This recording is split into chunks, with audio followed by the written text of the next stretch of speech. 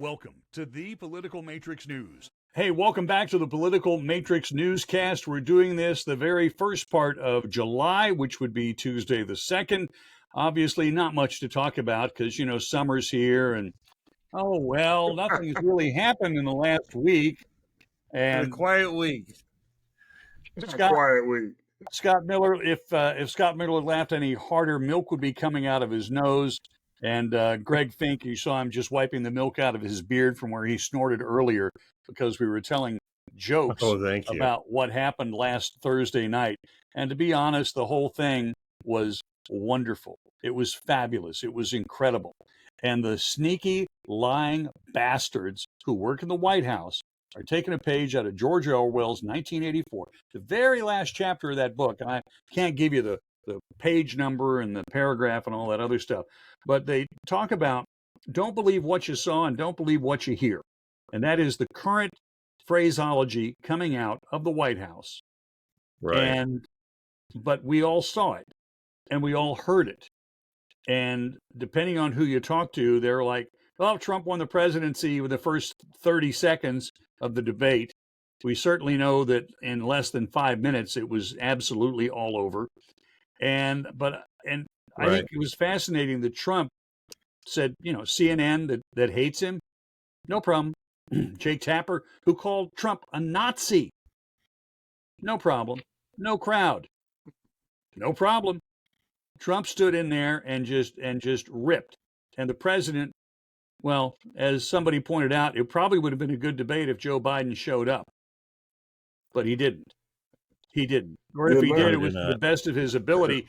And if it was to the best of his ability, then that really is what scares the hell out of everybody. And by the way, to contrast what happened with the State of the Union message, was it February, early March? Biden had a teleprompter. Biden did not have a teleprompter last Thursday night. Nobody had a teleprompter. They had a legal pad and a Sharpie to write things down with, to make notes.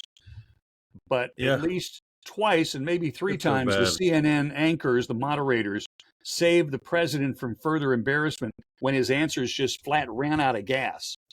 And then they were showing Biden looking at Greg. Give me the Biden look, would you? Give me that blank stare. Open your eyes, Greg.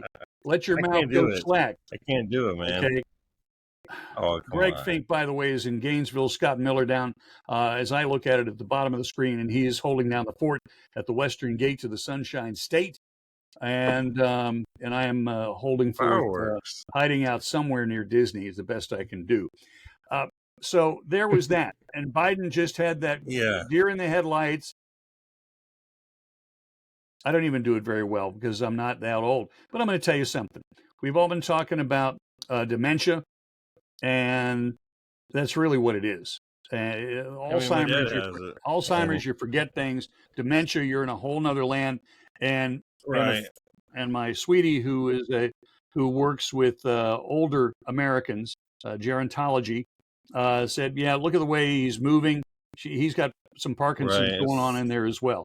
So basically, he's 81 years old and a mess. Who else is 81? Oh, yeah, Paul McCartney. Who else is 81? Mick Jagger. Actually, Paul McCartney, I think, is 82, and Jagger's 81. And, sadly, neither of them, although McCartney is now an American citizen, neither of them are eligible to become the president of the United States. But if Mick Jagger was president, then that would be pretty freaking cool. I mean, I got to tell you. Okay, but right now, he's a better option. He is a better option than Joe Biden. Am I wrong? Scott, you've been holding up. He's definitely a better. He might be better. Yeah, he's just about anything. A warm glass of milk would be a better option than Joe Biden, and frankly, that's kind of what he needs. I was reading an article. I was reading an article earlier that Jim Clyburn is rallying behind Kamala, and I'm like, man, I thought Kamala was the candidate that they chose to back up Joe Biden so that no one would want to get rid of Joe Biden. And I think it's all a mess. Yeah. Here we are, with Kamala as the best option. They've elucidated or elaborated on a lot of different scenarios, and I don't know which one would be they all seem to go from bad to worse. Yeah, they say call it a day and put Buttigieg out there. Yeah, put Buttigieg. I mean, he's done a great record with infrastructure, and he's doing a wonderful job with traffic and bridges. I mean, trains. He's done an incredible job with trains and ships. Boats and ships. And you put Buttigieg out there. I mean, he's the leading guy on the cabinet with Biden. Who's actually doing the best he can. He's doing the best he really, and it sucks because he's horrible. I believe they're all doing the best. Well, no, I don't think Camilla's putting her heart into it. I don't think. I mean, she can't even buy a plane ticket to get to the border. I mean, all she has to do is go there. It's she has her own airplane if she wants. She has her own airplane. Yeah, she has her own plane. Just go to the border and take a look at it. It's a mess. It's a mess, really. Yeah, and but I mean, she's not putting her heart into it. Yeah, Trump pointed out correctly that Biden hasn't fired anybody. But I got to tell you, between now and the next debate, that's why they all love him. By the way, September 10th, because Biden said, real quick, Biden was complaining about how other people didn't like Trump, that Trump got rid of. He fired those people. Of course, they don't like Trump. He fired them to replace them with better people. All those 44 guys who basically used to work with Trump who are not endorsing him. Biden's never fired anybody. He promotes failure and everything else. I mean, everybody loves to work with him. They're going to love to endorse him because they got another job. I mean, they never have to worry about losing their income or losing their paychecks. I mean, and that's a big. I think they're afraid that he's afraid that if he fired them, that they'd start telling the truth. Yeah, exactly. Trump ain't worried about that. Yeah. Trump's not worried about the truth. Okay, a couple of other things. Greg, I sent you a couple of pictures. We'll show one of them now, which refers to the White House as what? It refers to the White House as the most expensive senior living facility in the world, which is very true. Yep. Someone else came up with a picture of Mount Rushmore, which looks like this. Yeah, holding their heads. And yeah, they're covering their eyes, holding their mouth, just because they can't believe they can't believe the shitstorm we're in. I wanted to send you this all of going backwards. I wanted to show, and maybe Greg can show all of the editorial headlines that started last Friday and Saturday and Sunday and continued into Monday, saying that Joe, you got to step down. I mean, for God's sake, the New York Times, the Wall Street Journal, but they didn't Washington like him anyway, Post. Is what they're trying to say. They're trying to say the New York Times didn't like him anyhow. They're a Hillary group, and so they might have some sort of closet Biden hatred going on there. Yeah, and so it's not really. They don't really mean it. It all just right, happened. I want you both to think of, and I'll give you time to think of it because I've got another rant to get into. Who? Okay. First off, quick take. When does Biden withdraw? When will that be? When's the big party they're having in Chicago? You mean the convention? In fact, all right, let me look on my calendar. It's in August, and I'm going to yield because I may not have the dates right. I'm thinking 24th? It's the 19th, 20, 21, and 22. So that's the third full week of 1, 2, 3, 4, 5, 6, 7 weeks from right now. They'll be conventioning. So the Olympics happen before the convention, if that makes any sense at all. Right. And then, so the convention then, and there is thinking that he will go into the arena in Chicago or the convention center on Monday night and say he's withdrawing and he's throwing his support to who? So the question is, give me your top 3 who's that could be the Democratic presidential nominee. No, don't have to reason them. Just throw me names. Scott, you first. Before we even get there, you have to realize that if they wait until the convention, they're actually having a roll call vote to comply with Ohio law here in a couple of weeks. And if they don't do it before then you have to have Biden has to cooperate. There's a route for him to do it without Biden's cooperation if they do it before the Ohio roll call vote. So Oh. so there is that little bit of trivia, I guess. But it's certainly an obstacle. If they wait until then, all these pledged electors Delegates. are committed. Delegates, Delegates are committed, and that's all she wrote right there. But as far as who, I mean, it's kind of hard to, I mean, it's the usual suspects. I said Honestly, three. I mean, it's going to be, Go. Come on. it's Gavin Newsom, Gretchen Whitmer, and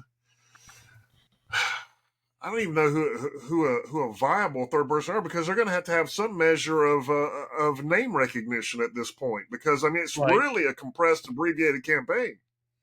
Right. I understand that. So here's the deal. I'm hearing Josh Shapiro's name, and 75 out of 77 people are going to go Josh who. He's Exactly. the governor of Pennsylvania, the governor of Right. Maryland, who has also been mentioned, and then, of course, Whitmer in Michigan.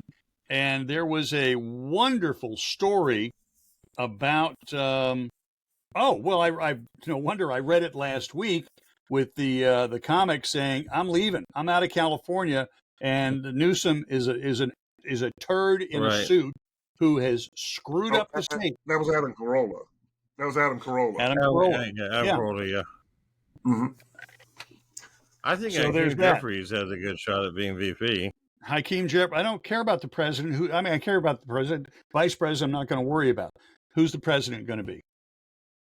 Well, I'll tell you that as far as him, they may have to give Kamala the continued vice presidency to keep her from challenging, as president. Because Yeah. if they just completely dump her, then she's not going to be happy. But she's And she'll make problems. she pulls in single digits, though. Yeah. Since when has a reality check ever mattered to a Democrat? Well, That's true. Greg, give me your three before we wrap this up. Come on. my three is I still think Gavin Newsom, if he actually picks the right VP, would have a shot. I think the governor of Michigan would have a shot, and Claire McCaskill is actually starting to come out a lot more. I think she might be interested in tipping her toe out there some. And she is what, a This senator Claire now? McCaskill has Missouri. enough name. She's a senator She has of a lot of Missouri. ID from Missouri. Yeah. Yeah. Okay. It's a You're pretty gonna- red you're gonna- state, and she's a very moderate Democrat. You're going to have to show me that. I think if the Democrats can find somebody, the problem with Gavin Newsom is Well, he fortunately, looks like Holly. her name ID, oddly enough, comes from the death of the Missouri governor. When the Missouri governor was running for Senate, she became Right. a senator because him and his son died in a plane crash tragically. But Mhm. so a little bit of her, at least initial notoriety, came from that. Right. I got you. So Buttigieg, I mean, all sarcasm aside, I do think Buttigieg is the only other one with a name ID, national name ID. All sarcasm and kidding aside, I do think that, because, he ran for president before, he does have the best name ID to go ahead and inherit it from Biden on the Democrat side. I also think the Democrat Party is ready for a homosexual president, everything else. So I think his biggest blemish was whenever his partner, they adopted their child, and he wanted to go ahead and take all the maternity time for himself whenever there are a lot of problems going on with the government that, That was the train probably should derailment. have That been was the focusing train more on the derailment in government Ohio. itself, the family. Okay. Exactly. In Ohio. It's kind of okay. like the defense secretary not telling anybody about his illnesses. Yeah. And, Trump would probably have canned somebody for that. I went through the same illness. I've been very open about it ever since it happened last fall. Okay. And my boss knew I was going to be gone for a couple of months. And really, I was only affected 48, 72 hours. And I was back to normal, but you can't do your job. So you're supposed to rest up. And he could have done that if he'd have just let it know. Gavin Newsom is Hollywood's idea of what a president should look like. Very, very photogenic. Of course, we find it incredibly ironic that his former wife is now the live-in shack job with Donald Trump Jr. That would be Kimberly Guilfoyle, who was one of the smoking hots on Fox for many, many. Come on, Scott, you're laughing. You're a single guy. You wouldn't kick that out unless there were a lot of cracker crumbs involved. Come on. Oh, absolutely not. Kimberly Guilfoyle was. I'd be all about it. But I mean, I just think it's hilarious that that a Fox News anchor was married to Gavin Newsom, and then his aunt is Nancy Pelosi. and his aunt's Nancy Pelosi. So I mean, I don't know how they got how Kimberly snuck her way into that whole group, but I've always found it entertaining. Yeah, she left Gavin for Donald Trump Jr. So he was the mayor of San Francisco, and at the time, I believe, a bachelor. He was, yeah. And if he wasn't a bachelor, then he was cheating with her away from his wife. So, but again, as Adam Carolla points out in that great article we talked about last week, Gavin Newsom has screwed up the state of California, and given the chance, he will do the very same and do actually a worse job than Joe Biden. That'll wrap it for this segment. We've got plenty more coming up, including the Supreme Court decision on presidential immunity. And there was one other thing. What was on the list? Well, we'll come up with it for you in just a second. This is the Political Matrix Newscast.